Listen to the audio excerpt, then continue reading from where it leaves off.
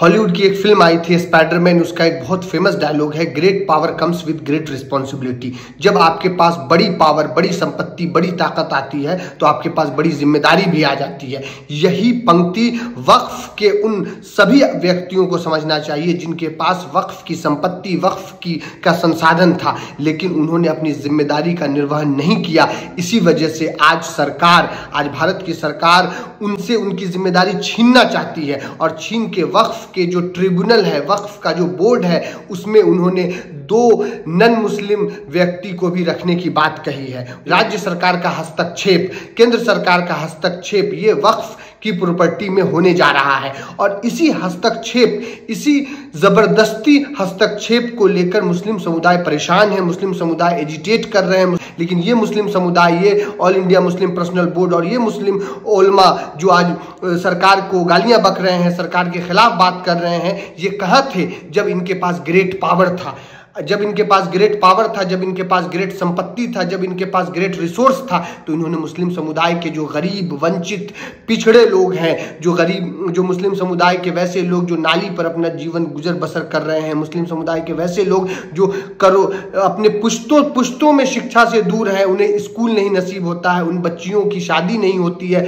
पैसे के कारण, उन बच्चियों को शिक्षा नहीं मिल पाता है पैसे के कारण, उनके पास प्रॉपर्टी नहीं है, रहने को घर नहीं है, इल्म की रोशनी उनको नहीं है। वैसे समय में ये उलमा, ये वक्फ के मालिक जो आज चिल्ला रहे हैं कि वक्फ की संपत्ति में सरकार क्यों दखल अंदाजी दे रहा है। आज सरकार ने जो वक्फ अमेंडमेंट बिल बनाया है उसमें जो नियम और बदलाव किए हैं वो आप गूगल पे जाके पढ़ सकते हैं। मैं संक्षेप में आपको बता देता हूँ। इस देश में सबसे ज़्यादा संपत्ति रेलवे के पास, डिफेंस के पास और तीसरे नंबर पर आप जानकर चौंक जाएंगे वक्फ के पास है।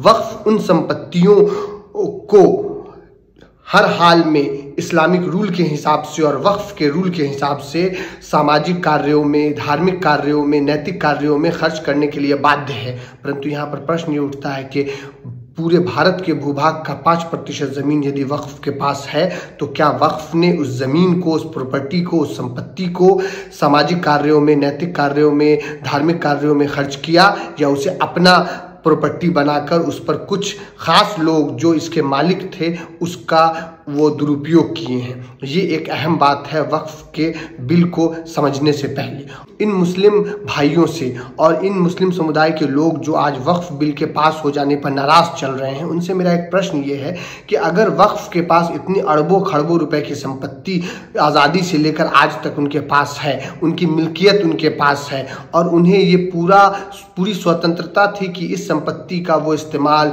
मुस्लिम समुदाय के एजुकेशन के लिए करे, मुस्लिम बच्चियों की शादी के लिए करे, उस संपत्ति का उपयोग समुदाय को अपलिफ्टमेंट के लिए, मुख्य धारा में लाने के लिए जोड़े, शिक्षा के लिए जोड़े, तो उन्होंने इस काम को क्यों नहीं किया।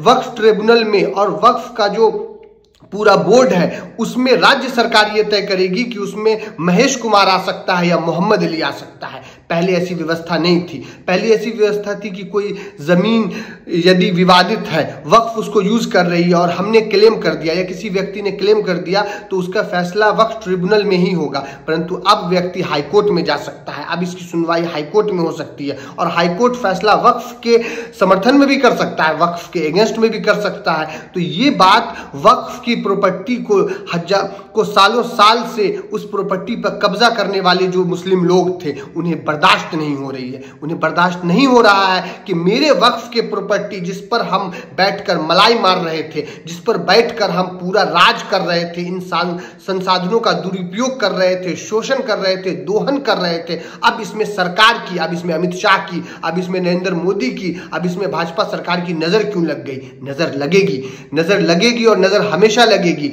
और बीजेपी सरकार जो कर रही है वो सही कर रही है या गलत कर रही है ये तो हमारे दर्शक और हमारे देश के लोग बेहतर जानते हैं। परंतु मैं सिर्फ इतना कहना चाहता हूं कि आप यदि वक्फ प्रॉपर्टी की ही बात नहीं करें, थोड़ा सा पीछे आए, 10 साल को आप याद करने की कोशिश करें। पिछले 10 साल से भाजपा सरकार ने मुस्लिम समुदाय से संबंधित 5-6 मामलों को उठाया है, जैसे 3 तलाक, जैसे हिजाब का मामला, हमारे मुस्लिम महिलाओं के हिजाब का मामला, जैसे यूसीसी, यूनिफॉर्म सिविल कोड, यानी एक देश एक कानून। आप अपनी मर्जी से तलाक नहीं दे सकते हैं, आप अपनी मर्जी से अपनी संपत्ति में किसको पैसा देंगे, किसको पैसा नहीं देंगे, ये पहले धर्म के अनुसार अलग अलग होता था, इसीलिए यूसीसी लाने का प्रयास किया जा रहा है। सीए एनआरसी का मामला भाजपा सरकार में आया है। मदरसों का सर्वेक्षण करने का मामला आया है कि मदरसे में क्या हो रहा है इंटरनल तौर पे, कहीं उसमें कोई गलत चीज तो नहीं पाठ पढ़ाया जा रहा है। लव जिहाद का मामला, और फाइनली जो अभी हम पढ़ रहे हैं, जान रहे हैं, ये वक्फ अमेंडमेंट बिल का मामला। तो आप यदि इस 10, 7, 8 जो मैंने आपको बताया, लव जिहाद, हिजाब का मामला, यूसीसी का मामला, 3 तलाक का मामला, वक्फ अमेंडमेंट बिल का मामला, मदरसा के सर्वेक्षण का मामला, ये सारी चीजें पर जो लगातार संसद में नए कानून बन रहे हैं, इस पे विचार विमर्श हो रहा है। क्यों हो रहा है? कभी आप ये सोचते हैं, कभी हम ये बैठकर सोचते हैं कि हमारे मामलों में सरकार दखलंदाजी क्यों कर रही है? हम सरकार की नीयत पर शक नहीं करेंगे, हम अपने आप को अपने अंदर झांकने की कोशिश करेंगे कि जब हम अपने मामलों को ठीक से नहीं संभाल सकेंगे, जब हमारे मामले खुद डिस्प्यूट होंगे, जब हमारे जो जिम्मेदार लोग हैं वो अपनी जिम्मेदारी को नहीं निभा पाएंगे, जब हमारे अंदर ही चोरी होगा, जब हमारे अंदर करप्शन होगा। वक्फ के ऐसे कई मामले हैं कि वक्फ का तो कोई मालिक नहीं होता है। एक्चुअली वक्फ के बारे में ये कहा जाता है कि वक्फ अगर आपने कोई जमीन संपत्ति कर दी है तो वक्फ का सीधा सा हिंदी में अर्थ होता है ठहर जाना, रुक जाना, यानी उस संपत्ति को रोक दी जाती है। किसके लिए रोक दी जाती है? रोक दी जाती है गरीबों के लिए, मजदूरों के लिए, हाशिए पर रहने वाले लोगों के शिक्षा के लिए, उस समुदाय के डेवलपमेंट के लिए। वक्फ की जमीन पर आप मस्जिद बना सकते हैं, स्कूल बना सकते हैं, हॉस्पिटल बना सकते हैं। उस हॉस्पिटल का लाभ किसे मिलेगा?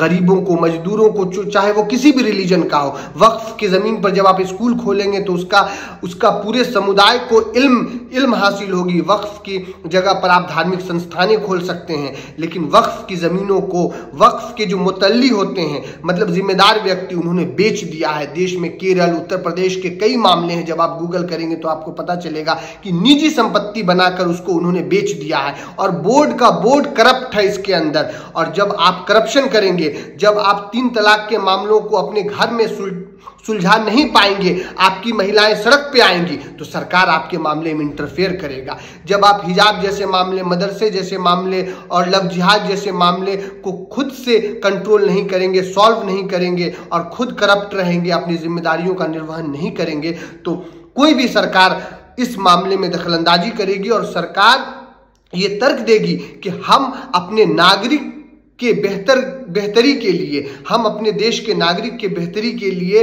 हर उस मामले को छेड़ेंगे, हर उस मामले को सुधारेंगे जिससे हमारे देश के किसी भी एक नागरिक, चाहे वो किसी भी धर्म का हो, अगर उसे परेशानी हो रही है, अगर उसे ट्रबल हो रही है, तो हम उसे सुधारने की कोशिश करेंगे। ये सरकार का तर्क होगा और ये सरकार का बिल्कुल सही तर्क होगा।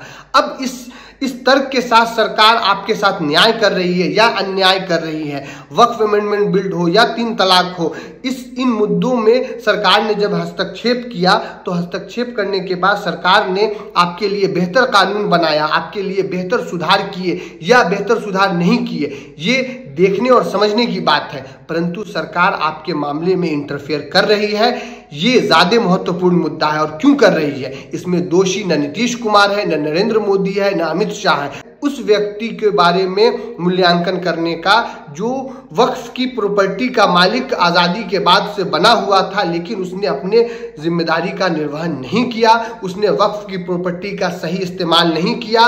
कहा जाता है कि वक्फ की प्रॉपर्टी इस देश के पूरे भूभाग का 5% है। अगर उस सारे संसाधन का उपयोग मुसलमानों को या किसी भी पिछड़े वंचित समुदाय के शिक्षा पे, उसके हेल्थ पे, उसको आगे बढ़ाने के लिए किया जाता और ये सब कुछ अच्छा चल रहा होता, तो क्या आज सरकार को वक्फ अमेंडमेंट बिल लाने की जरूरत पड़ती?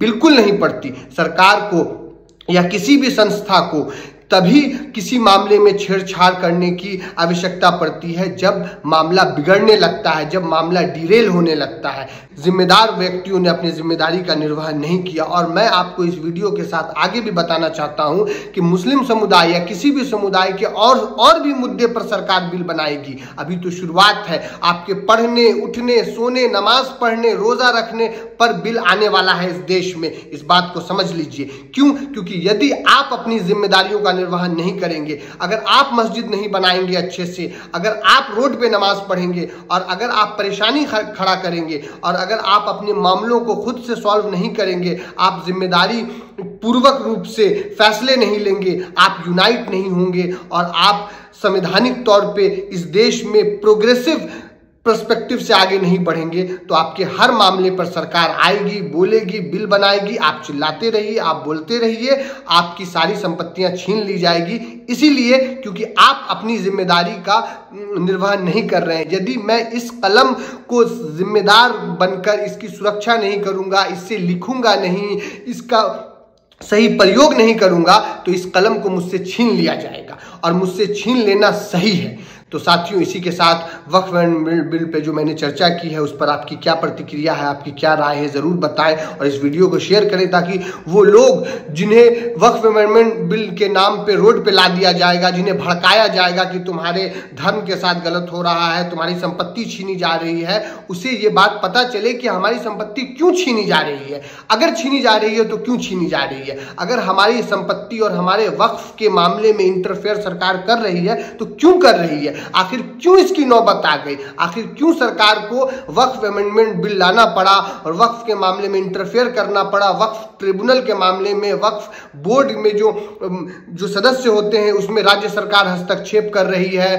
वक्फ के फैसले पर राज्य सरकार हस्तक्षेप कर रही है, तो क्यों कर रही है ये पता होना चाहिए देश के एक एक नागरिक को, ताकि किसी भी मुसलमान युवा को कोई भड़का ना सके, कोई उनको बरगला ना सके, कोई फालतू व्हाट्सएप और यूनिवर्सिटी जैसे मैसेज से उन्हें बरगला कर उनका इस्तेमाल ना कर सके। क्योंकि अब वक्फ का जो मुद्दा है वो पॉलिटिकल मुद्दा भी हो गया है और बिहार में चुनाव आने वाला है जो कि एक महत्वपूर्ण चुनाव है। इसीलिए इस वीडियो को शेयर कीजिए और जमीन पर जो व्यक्ति है, जो लोग हैं, जो युवा हैं, खास के मुस्लिम समुदाय के युवा, उन्हें ये पता चलना चाहिए कि वक्फ का जो मामला है वो मामला किस प्रकार से महत्वपूर्ण जरूर है, लेकिन इस मामले पर आवेश में आकर, आवेग में आकर कोई ऐसा कदम न लें, अपने आप को राजनीतिक यूज करने से बचाना है और किस प्रकार से पढ़ना है, समझना है और समझने के बाद हमें कोई प्रतिक्रिया देनी है, हमें संवैधानिक तरीके से आगे बढ़ना है। और यदि वक्फ अमेंडमेंट बिल में सुधार की जरूरत है तो सुधार होगी। अगर इसमें कोई और सुझाव दे सकते हैं आप तो दीजिए। आपका बहुत बहुत धन्यवाद।